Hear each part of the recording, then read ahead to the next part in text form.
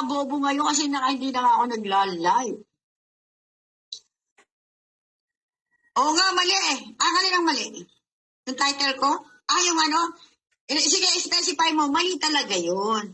Pupunta ka sa isang bahay, manunugod ka, tapos may dala kang buong barangay. Anong tawag doon? Di ibig sabihin, pinagplanuhan mo yung tao. Pwede kang i-demand ng frustrated murder. Or, aside doon, sabihin mo na, sige, no, may lumapit ka sa isang kaibigan. Para ba pagbuksan ka o makatok ka? Di ba? Panluloko yun. Mali yun ang matapang sumusugod mag-isa.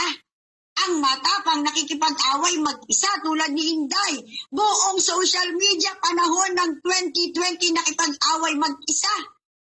Mag-isa ha. Take note.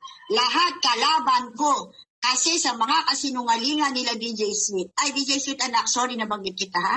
Yung dati lang to. Di ba? Pero, at the end, nakipaglaban mag-isa. Yun ang matapang. Hindi yung matapang, marami kasama. Hindi katapangan yun, karawagan yun. Yan yung mga tinatawag nating wrong move. Lalo kaka-bail out mo lang. What if? Yan na. Mayaman naman ka mo si mama.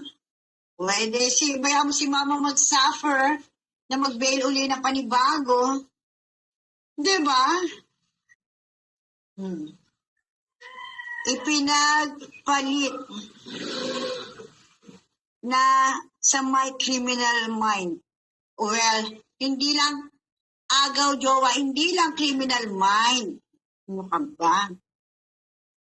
Nakakita talagang ayan.